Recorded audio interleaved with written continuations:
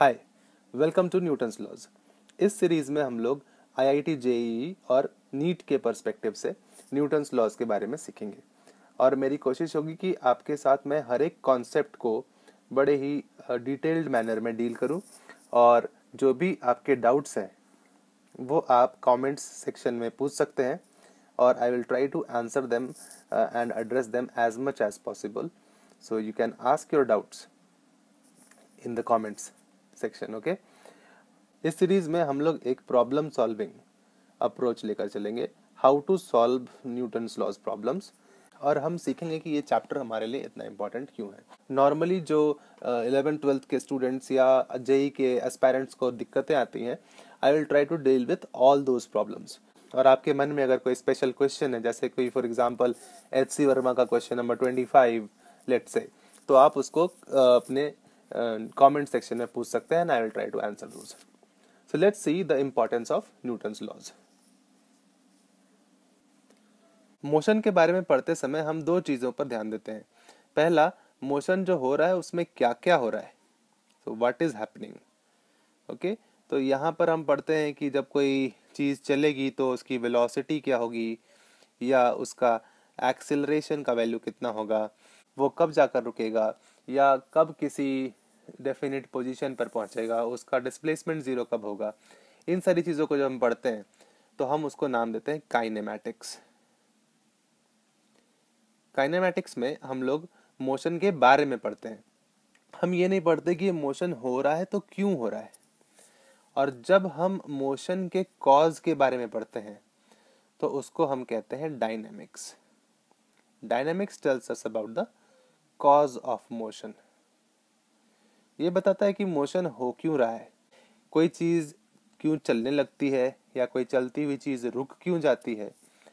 और जो central concept है इसके पीछे वो है force.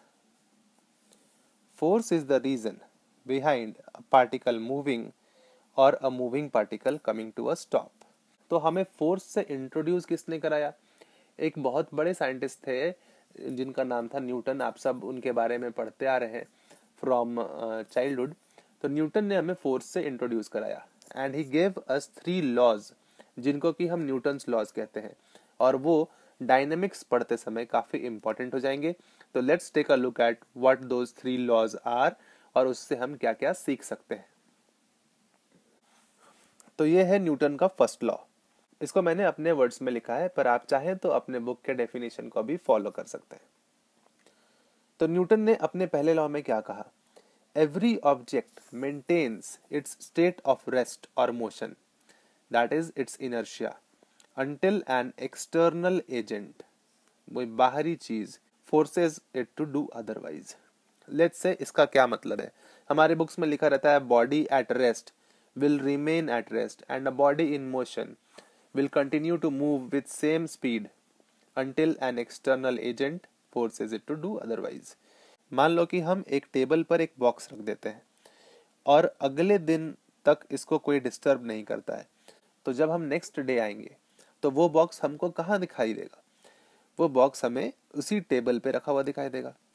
This is the inertia of rest. उसी तरीके से अगर कोई बाइक चल रही हो तो उसको रोकने के लिए हमें क्या करना पड़ता है? हमें ब्रेक्स लगाने पड़ते हैं, राइट? या आपने कैरम बोर्ड खेला होगा, अगर कैरम बोर्ड में वो वॉल्स ना हो, दीवारें ना हो, तो जब आप स्ट्राइक करते तो देखा है कितनी स्मूथली उसकी गोटियां भागती हैं, तो वो उसी स्पीड से फिसलती चली जाएंगी अगर उसको रोकने वाला कोई ना हो। तो every object maintains its state, original state, जब तक कि कोई एक्सटर्नल एजेंट, जैसे बाइक को रोकने के लिए ब्रेक लगाया और इस बॉक्स को हिलाने के लिए हमें यहाँ पर एक फोर्स लगाना पड़ेगा, तो until an external agent forces it to do otherwise। एक सोता हुआ बच्चा जिसको सोना खूब पसंद हो, वो क्या करना चाहेगा? वो हमेशा सोता ही रहना चाहेगा जब तक कि उसकी माँ ना आ जाए और उसको एक जोरदार थप्पड़ ना लगाए। उसी तरीके से एक पढ़ाकू बच्चा हो, जब तक आप उसको खेलने के लिए बहुत ज्यादा पुश नहीं करोगे तब तक वो क्या चाहेगा? वो चाहेगा कि भैया मुझे अपनी किताबों के साथ छोड़ दो और मैं रात दिन पढ़ते रहूं। तो you need an external agent in order to change a bodies state. Newton's first law का इंपॉर्टेंस क्या है? न्यूटन का पहला लॉ इनर्शिया को डिफाइन कर देता है। ये हमें बताता है कि हमें एक एक्सटर्नल एजेंट चाहिए। तो ये एक्सटर्नल एजेंट जिसकी यहाँ बात हो रही है, अब ये एक्सटर्नल एजेंट है क्या, वो न्यूटन ने हमें अगले लॉ में बताया, जिसको हम बोलते हैं second law of motion. First law में हमने सीखा कि बॉडी को हिलाने डुलाने या रोकने के लिए हमें एक फोर्स चाहिए होता है, और ये फोर्स कितना होता है वो हमें न्यूटन के सेकेंड लॉ से पता चलता है, जिसमें कहा गया net force on a body equal to rate of change of its momentum. Okay, अब मोमेंटम एक ऐसा क्वांटिटी है जिसके बारे में हम अभी नहीं जानते हैं, तो सिंप्लिसिटी के लिए हम लोग लिखेंगे net force is equal to mass of the object multiplied by its acceleration. फिलहाल के लिए हमारे लिए यही फॉर्मूला काम का है।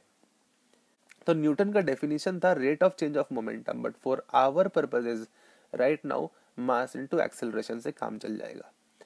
अब ये फोर्स किस टाइप की क्वांटिटी है? फोर्स जो है वो एक वेक्टर क्वांटिटी है।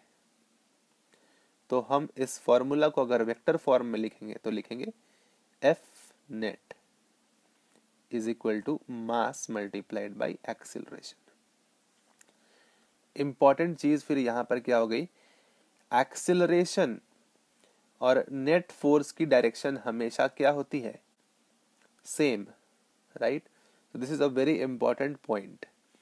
Acceleration of a body is in the direction of net force.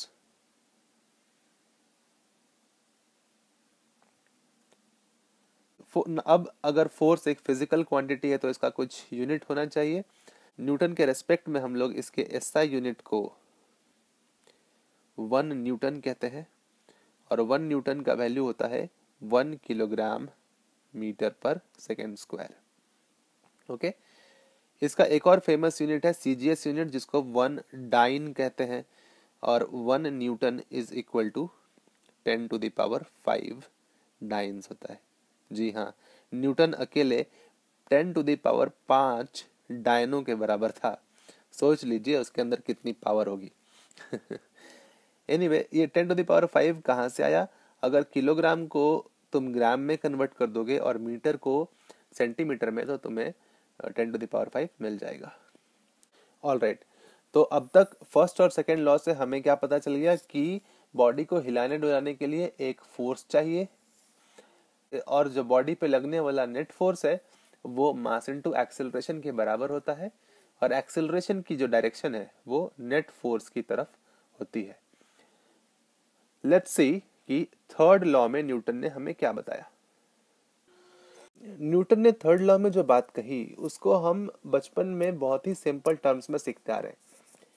हर एक एक्शन का एक इक्वल और अपोजिट रिएक्शन होता है, यानी कि जैसी करनी वैसी ही भरनी, टिट फॉर टैट।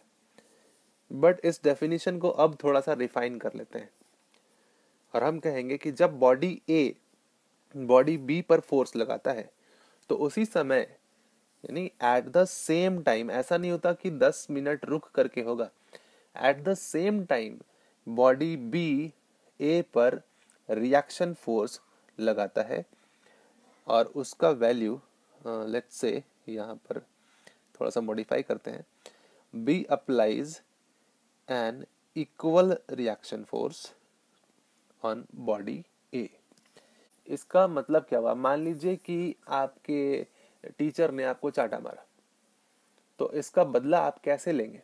क्या आप 20 साल बाद बड़े होकर के उसको जाकर चाटा मारेंगे और कहेंगे ये हमारे उस चाटे का बदला है? नहीं, that is not the reaction force in physics.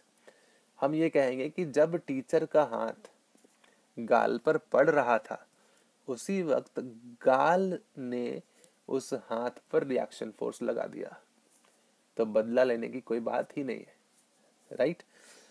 जब बॉडी ए बी के ऊपर फोर्स लगाता है उसी समय उतना ही वैल्यू का फोर्स बी ए के ऊपर लगा देता है eight the same time. Action and reaction में इंपॉर्टेंट चीजें हैं। Action reaction force same nature के होते हैं, सेम वैल्यू के होते हैं और सेम टाइम पर लगते हैं।